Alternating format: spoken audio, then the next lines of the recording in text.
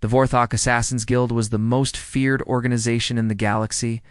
For 400 years, they had taken every contract that came their way. Rich merchants, corrupt politicians, military generals. It didn't matter who you were or how well protected you thought you were. If someone paid the guild enough credits, you were as good as dead. Their headquarters sat hidden in the shadow of a dead moon, where the guild's deadliest killers gathered to plan their next moves. The walls were lined with trophies from successful hunts, weapons from fallen targets, medals from defeated warriors, and holographic death certificates from 20 different star systems. No job was too dangerous. No target was impossible to reach. That was their motto, carved in ancient script above the main entrance.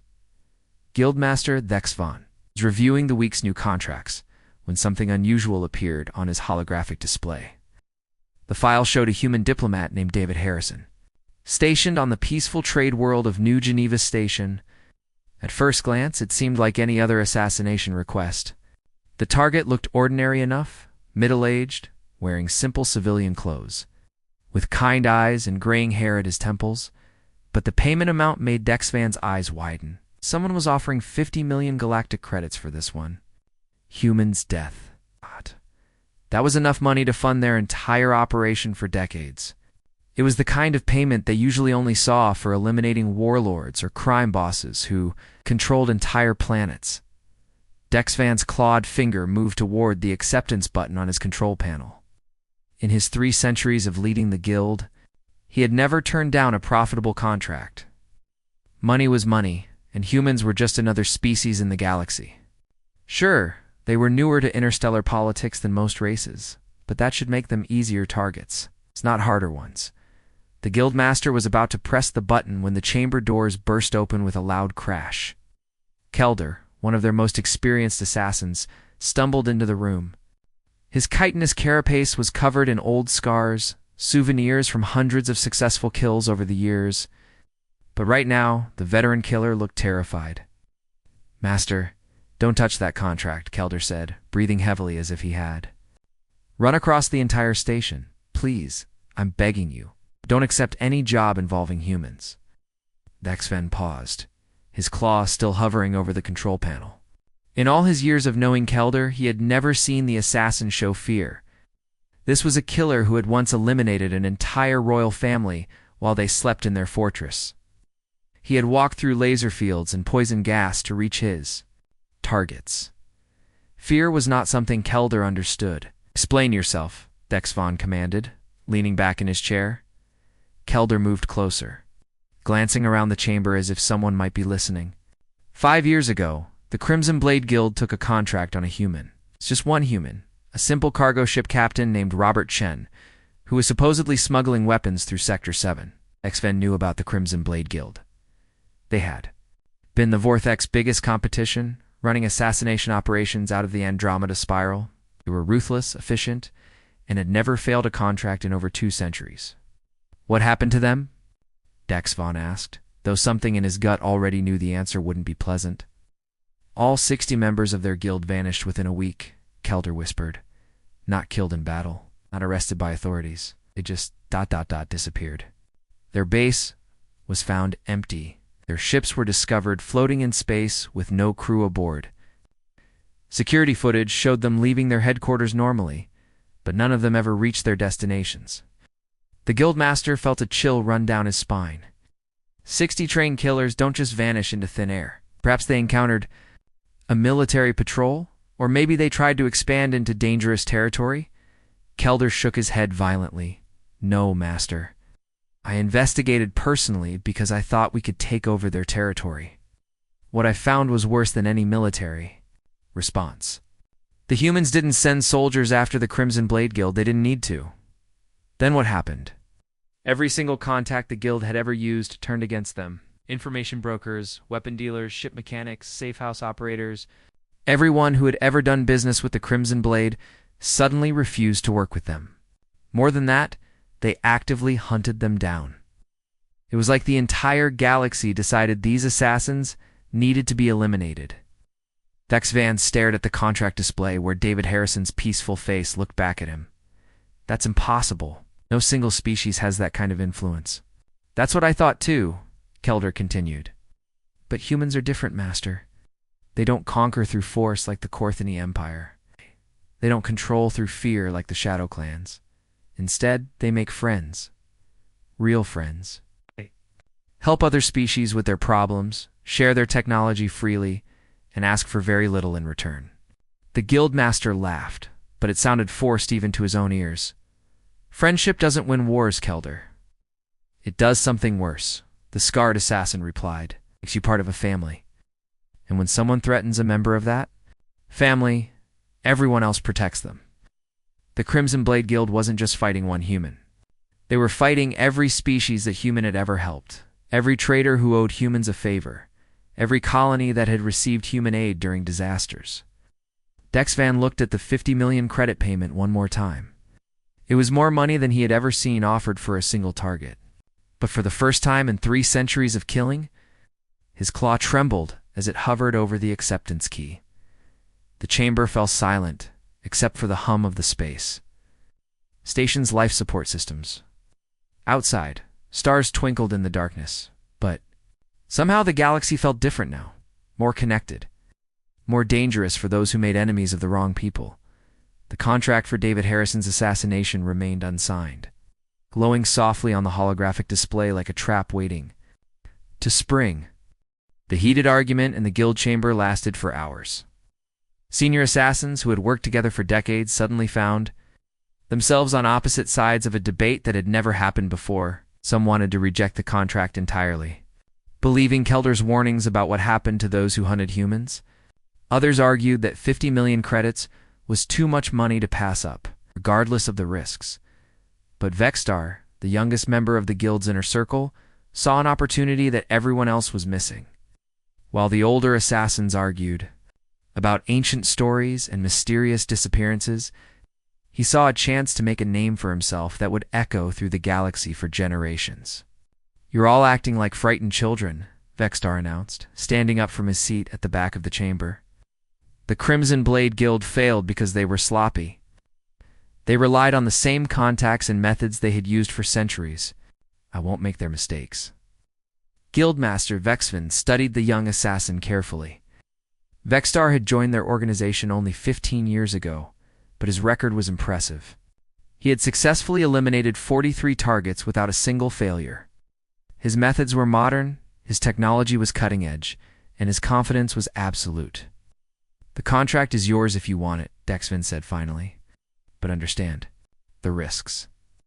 If Kelder is right about what happens to those who target humans, you'll be on your own." Vexstar smiled, revealing the sharp teeth that marked him as a member of the Zerathi species. "I've always worked alone anyway. Give me the contract." Within 24 hours, Vexstar was aboard his personal stealth ship, traveling toward Harmony Station. The target was Ambassador Richard Thompson, a middle-aged human diplomat who was currently hosting peace negotiations between 2 warring alien species. On paper, it looked like the easiest job of Vexstar's career. Harmony Station was a massive cylindrical structure that rotated slowly in space, creating artificial gravity through centrifugal force. It was designed to be completely neutral territory, where any species could meet safely to conduct business or negotiations. The station's security was intentionally light, relying more on diplomatic immunity and neutral status than on weapons or shields. Vexstar spent 3 days studying the station's layout, security protocols, and daily routines. Ambassador Thompson kept a predictable schedule, moving between his quarters, the negotiation chambers, and the station's diplomatic dining hall. There were dozens of opportunities to eliminate the target without being detected, but as Vexstar prepared for his approach, something strange began happening. Other assassins started seeking him out, as professionals he had never met before who somehow knew exactly who he was and what job he was planning. The first encounter happened in a maintenance tunnel deep within Harmony Station's infrastructure. Vexstar was installing surveillance equipment when a figure emerged from the shadows behind him. She was tall and thin, with the pale skin and black eyes that marked her as a member of the Netherian species. Her movements were completely silent, and she seemed to blend into the darkness itself. "You need to abandon this contract," she whispered, her voice barely audible, even in the quiet tunnel. Walk away now, while you still can. Vexstar's hand moved instinctively toward the weapon at his belt. But the Netherian made no aggressive moves. Instead, she seemed genuinely frightened, which was disturbing because Netherians were known throughout the galaxy as some of the most effective killers alive. "Who are you?" Vexstar demanded. "My name is Salandra, and I'm the only surviving member of the Black Star Syndicate. We were the second largest assassination guild in the Outer Rim before we made the mistake of accepting a contract on a human." Vexstar had heard of the Black Star Syndicate. They had been legendary for their ability to eliminate targets that other guilds considered impossible to reach. If this Netherian was telling the truth, she was one of the most dangerous individuals in the galaxy. "What happened to your organization?" Vexstar asked, his curiosity overcoming his caution. Salandra moved closer, and he could see old scars covering her arms and neck. "We targeted a human trader named Paul Miller. He was supposedly running weapons to rebel groups in the Tau sector. The contract seemed simple enough: eliminate one middle-aged cargo pilot and collect our payment. But something went wrong." "Everything went wrong," she continued, her voice shaking slightly. "Within 3 days of accepting the contract, our entire network collapsed. Every information broker we had ever used suddenly refused to work with us. Our weapon suppliers stopped answering our calls. Safe houses that had been secure for decades were suddenly compromised. It wasn't the human military that destroyed us. It was everyone else." Vexstar frowned. This sounded like the same story Kelder had told back at guild headquarters, but hearing it from a survivor made it feel more real and more terrifying. "How did you escape?" he asked. "I was off-world when it happened, tracking down a secondary target. By the time I returned to our base, everyone was gone. 47 of the deadliest assassins in the galaxy vanished without a trace. The only thing left behind was a message on our main computer terminal." "What did it say?" Salandra's black eyes seemed to grow even darker. "It said, 'We know who you are. We know where you are. We know everyone you have ever worked with. Stop hunting our people or join your colleagues.'" Despite himself, Vexstar felt a chill run down his spine. But his pride was stronger than his fear. He had spent years building his reputation as an unstoppable killer. He wasn't going to be scared off by ghost stories and mysterious messages. "Your guild failed because they weren't careful enough," he told the Netherian. "I won't make the same mistakes." Salandra stared at him for a long moment, then shook her head sadly. "That's exactly what our leader said. Good luck, young assassin. You're going to need it." She melted back into the shadows and disappeared, leaving Vexstar alone with his thoughts and his growing determination to prove that he could succeed where others had failed. Over the next 2 days, similar encounters happened repeatedly. Assassins from different species and organizations sought him out with warnings and pleas to abandon the contract. Each one told a similar story of their guild or syndicate being mysteriously destroyed after targeting humans. But Vexstar dismissed every warning. He'd killed senators who controlled entire star systems. He had eliminated warlords protected by armies of loyal soldiers. He had even successfully assassinated a crime boss who had been hiding in an impenetrable fortress. One human diplomat, no matter how well connected, couldn't possibly be more dangerous than the targets he had already defeated. On his final day of preparation, Vexstar attended a public speech that Ambassador Thompson was giving about the importance of peaceful cooperation between species. The diplomat spoke with passion about building bridges instead of walls, about choosing understanding over conflict. As Thompson concluded his speech and the audience applauded, he looked directly at Vexstar and gave him a small, knowing nod. It was so brief that anyone else would have missed it, but Vexstar was trained to notice every detail. For just a moment, the young assassin felt a flicker of doubt. But then his pride took over once again, and he began finalizing his plans for the kill. The plan was perfect. Vexstar had spent weeks studying every angle, every possibility, every potential failure point. Ambassador Richard Thompson would die at exactly 14:30 station time. During his daily walk through the diplomatic quarters garden section, the route was predictable. The security was light, and Vexstar had identified 3 separate escape paths that would get him off Harmony. Stationed before anyone even realized what had happened, Vexstar positioned himself behind a decorative fountain, his energy blade concealed within his sleeve. The weapon was a masterpiece of Zerathi engineering, completely undetectable by standard security scanners incapable of cutting through any known armor in a fraction of a second. He had used this same blade to eliminate 43 targets over the years. It had never failed him.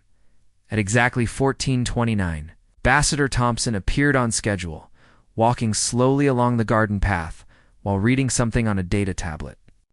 He was alone, except for 2 human security guards who maintained a respectful distance, seemingly more focused on the beautiful alien plants than on potential threats.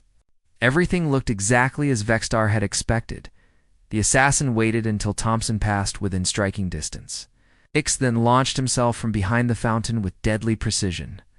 His energy blade extended and hummed to life, arcing directly toward the ambassador's throat. At this range, with this speed, no living being could possibly react fast enough to avoid the strike. But Ambassador Thompson was already moving.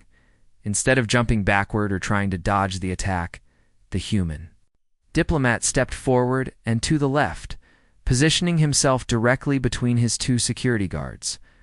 The movement was so smooth and natural that it looked almost choreographed, as if all 3 humans had practiced this exact scenario dozens of times. Vexstar's blade missed its target by mere inches, slicing harmlessly through empty air while the ambassador's security team materialized around him like a protective shell. More guards appeared from positions that should have been impossible, emerging from behind trees that were too thin to hide anyone, dropping down from maintenance hatches that Vexstar surveillance had shown to be sealed shut within seconds. The garden was filled with armed humans, all of them moving with the kind of coordination that only came from extensive training and perfect communication. But what shocked Vexstar the most was that none of them seemed surprised by his attack.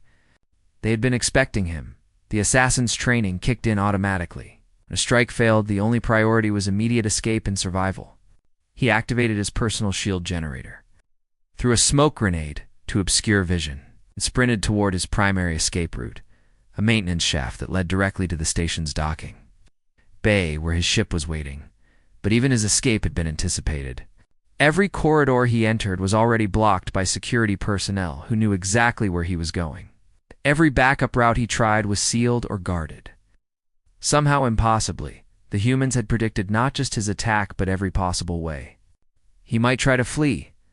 Vexstar was forced to use his emergency escape plan, a dangerous route through the station's outer hull that required cutting through several layers of metal and hoping that his personal life support would last long enough to reach his ship.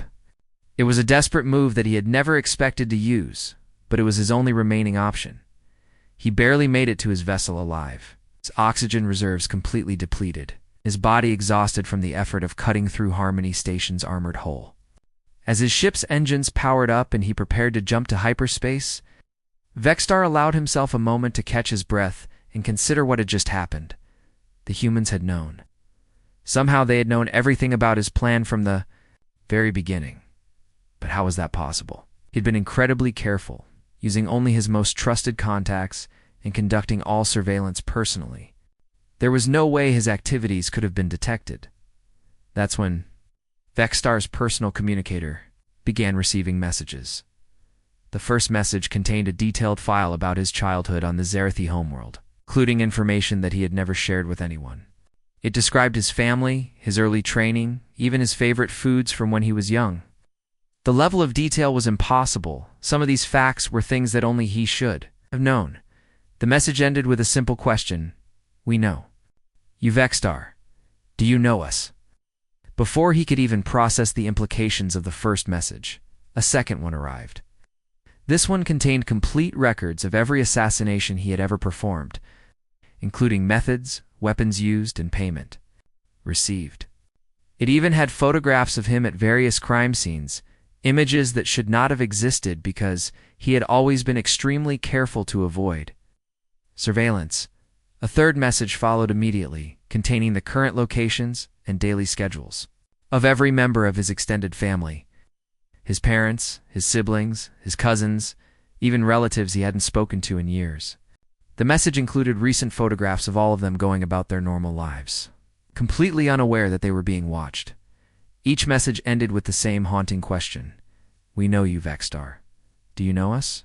Vexstar tried to contact his handler, a Kalhari information broker who had been feeding him intelligence for over a decade. The communication channel was dead. He attempted to reach his weapons supplier, a black market dealer who operated out of the neutral zone. No response.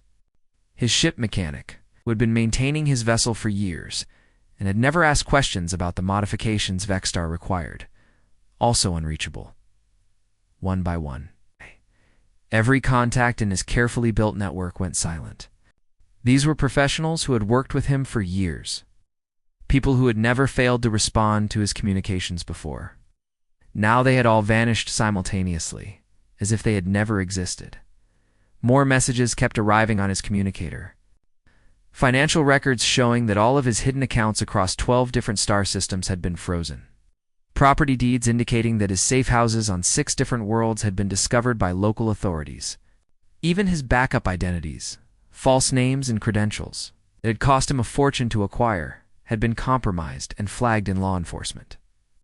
Databases throughout the galaxy, but the most terrifying message was the one that arrived just as his ship entered hyperspace. It contained a single photograph of Ambassador Richard Thompson sitting peacefully in his office on Harmony Station, apparently unharmed and continuing his diplomatic work as if nothing had happened.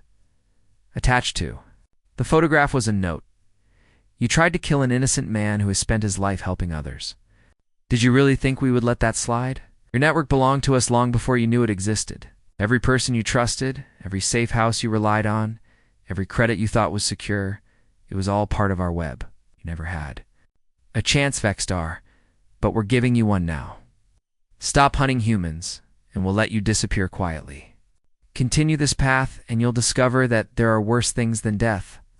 For the first time in his adult life, the galaxy's most feared young assassin felt genuine terror. He wasn't just being hunted by the human military or even their intelligence services. He was being pursued by something far more dangerous, a network of ordinary people who had decided that he needed to be stopped, and they seemed to know everything about him while he knew nothing about them.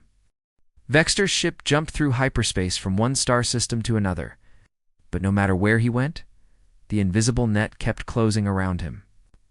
Every planet he landed on, every space station he tried to hide in, every asteroid mining facility, he sought refuge at somehow they already knew he was coming. At first, he thought it was advanced human technology. Maybe they had developed some kind of tracking system that could follow ships through hyperspace. Or perhaps they had satellites positioned throughout the galaxy that could detect his vessel's unique energy signature. But as days turned into weeks and his situation became increasingly desperate, Vexstar began to realize that the truth was far more disturbing than any technological explanation. His first real clue came on a backwater mining world called Kepler 7, where he had stopped to refuel and gather supplies. The fuel depot was run by a Kalhari trader named Zexelin, someone he had worked with for nearly 8 years. She had always been reliable, discreet, and willing to provide services without asking uncomfortable questions. But when Vexstar approached her usual trading post, she refused to even speak with him. "I can't help you anymore," she said, her tentacles writhing nervously as she backed away from his ship. "Please, just leave. Don't make this harder than it needs to be." Vexstar was confused and angry. Gexelin had sold him information, weapons, and supplies dozens of times before.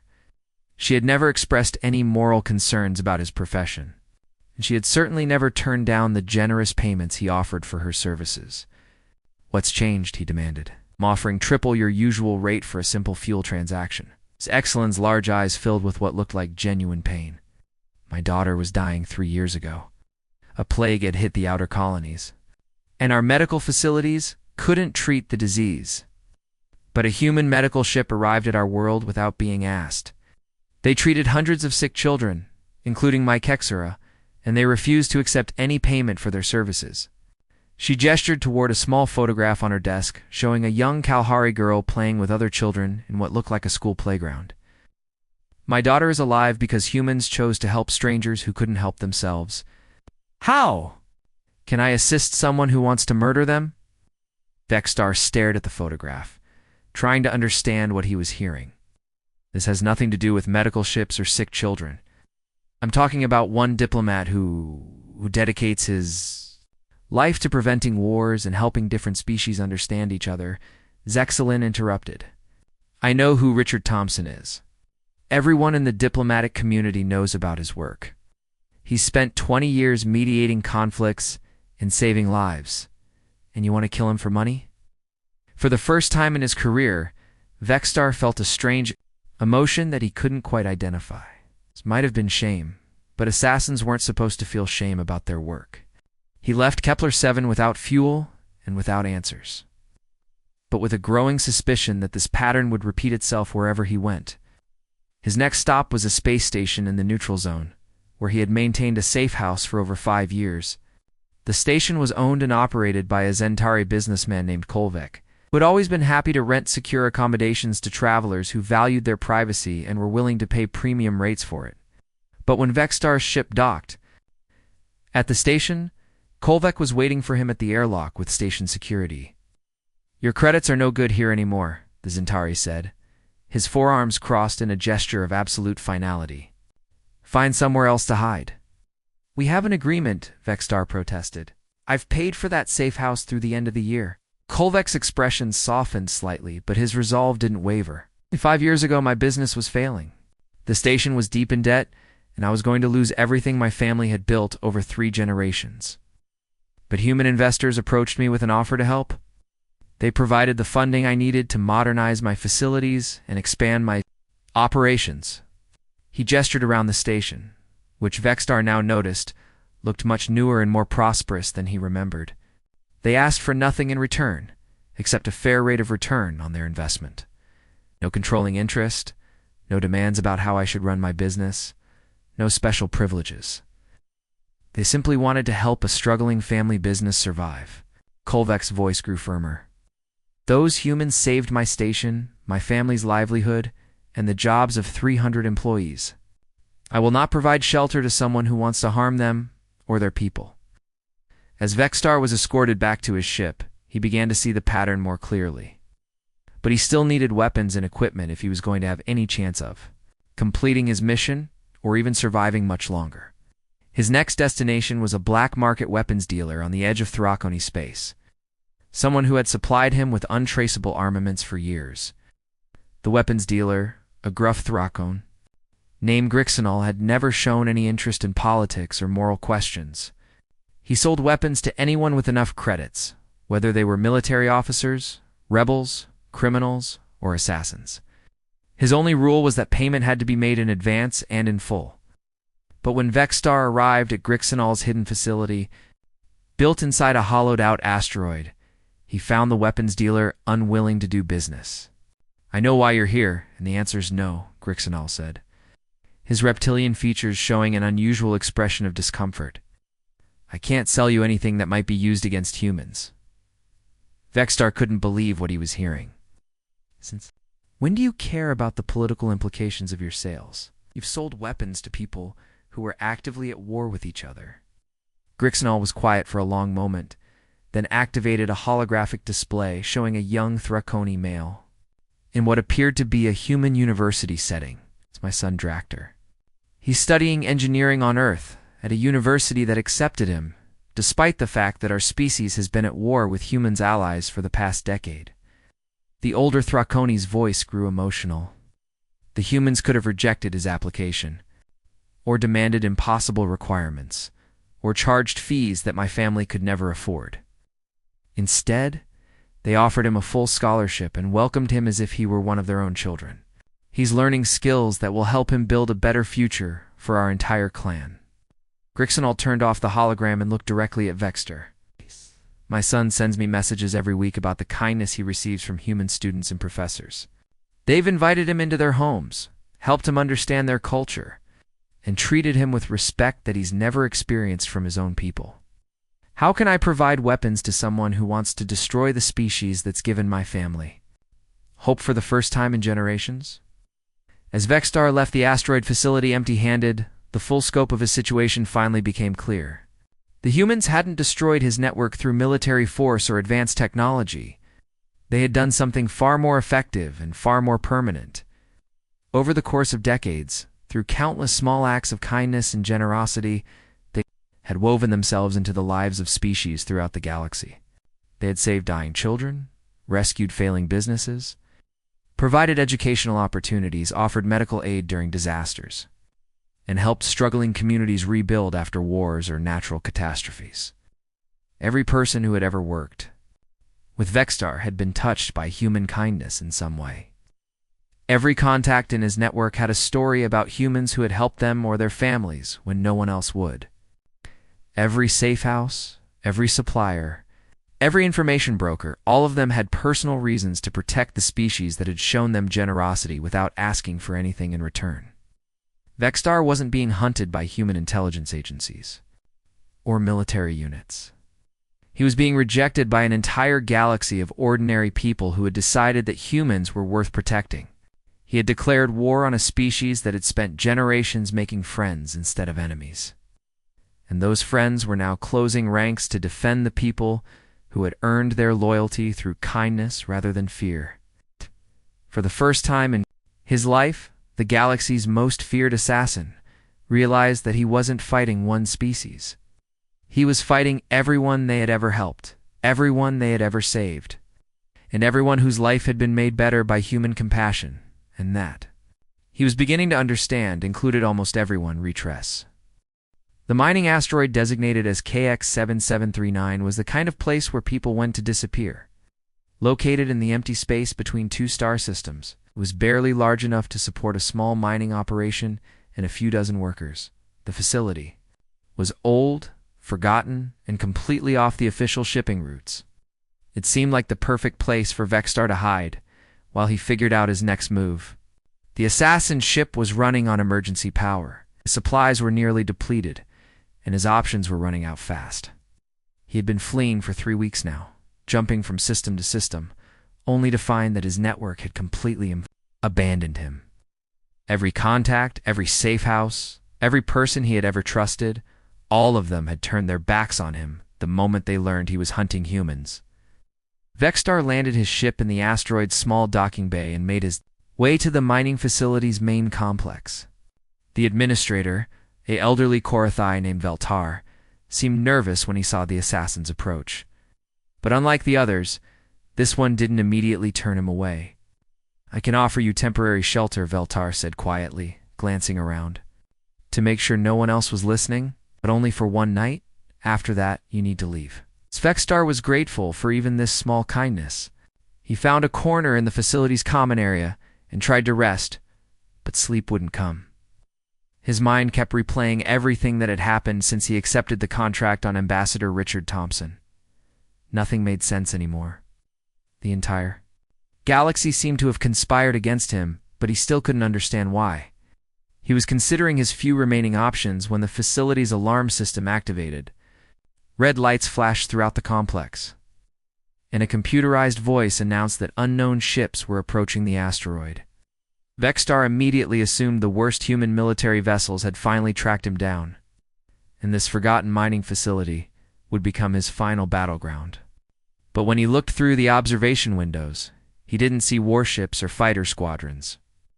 Instead, a single diplomatic transport was requesting permission to dock, accompanied by only 2 small escort vessels. The ships bore the markings of the Galactic Diplomatic Corps, not the human military. Vexstar's hands moved to his weapons, preparing for what he assumed would be his final fight. He had been cornered before, and he knew that sometimes the only option was to take down as many enemies as possible before they overwhelmed him.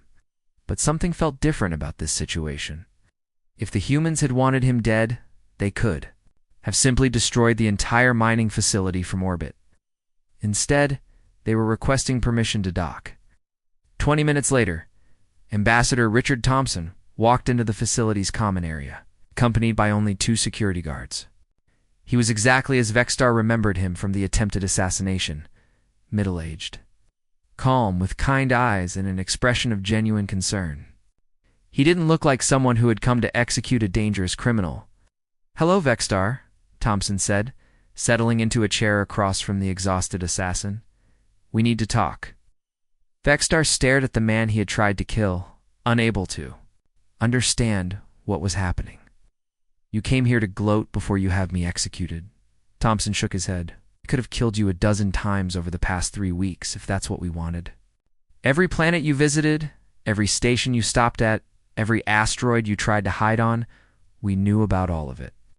Your ship has been tracked since the moment you left Harmony Station." The ambassador gestured to his security detail. "These 2 guards could have eliminated you at any point during your journey. Instead, we wanted you to see something first. We wanted you to understand what you were really fighting against." "I don't understand," Vextar said, though part of him was beginning to suspect the truth. Thompson smiled sadly. "Other species in this galaxy build their empires through conquest or intimidation. The Korthani expand through military might. The Shadow Clans control through fear and manipulation. The old Trade Federation used economic pressure to dominate weaker worlds, but humans... We do things differently." He gestured around the mining facility. "Take this place, for example. 20 years ago, the Karathi homeworld was running out of the mineral resources their people needed to survive. Their government was desperate, their economy was collapsing, and millions of their people were facing starvation." Thompson pointed to Administrator Veltar, who was watching their conversation from across the room. The Karathi had identified this asteroid as containing the minerals they needed, but they lacked the technology and expertise to establish a mining operation. In deep space, most species would have demanded massive payment or territorial concessions or some form of political control in exchange for help. But humans offered assistance freely, Thompson continued. "We provided the mining equipment, the habitat, modules, the life support systems, and the technical expertise needed to make this operation successful. We asked for nothing in return except the opportunity to purchase minerals at fair market rates." Vextar looked around the facility with new eyes, noticing details he had missed before. The equipment was clearly human-made, designed with the kind of reliability and efficiency that had made human technology famous throughout the galaxy. But more than that, everything was built to accommodate Karathi physiology and cultural preferences. The station administrator got his position because human engineers recommended him to his own government, Thompson explained. They had worked with Veltar during the construction phase and recognized his leadership abilities and technical knowledge. The security chief who let you dock here, his family emigrated to New Colorado 5 years ago when their home planet was hit by solar flares. They're living safely in a human colony, working jobs that let them send money back to relatives who couldn't make the journey.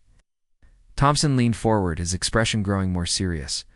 Even the facility's maintenance AI was upgraded with human software, provided free of charge because we wanted this operation to succeed. We didn't see the Karathi as potential subjects or customers. We saw them as neighbors who needed help. The ambassador's voice grew quieter. "You can't kill what you can't isolate, Vextar. And after 3 centuries of genuine partnership, humans are never isolated. Every world we've helped during natural disasters, every species we've shared technology, with every individual we've educated or healed or rescued, they're all part of an extended family now." Vextar felt something breaking inside his chest, an emotion he had never experienced before. "Why are you telling me this?"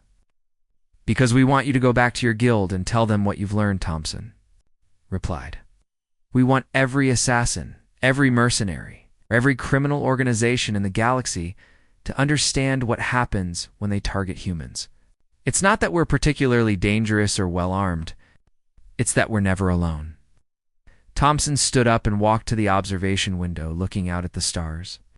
"We could have responded to your assassination attempt with military force. We could have tracked down your guild and eliminated every member. But that would have made us no different from all the other species that rule through fear and violence." He turned back to Vextar. "Instead, we let the galaxy itself teach you this lesson. Every person who refused to help you, every contact who abandoned you, every safe house that turned you away, they made their own choice.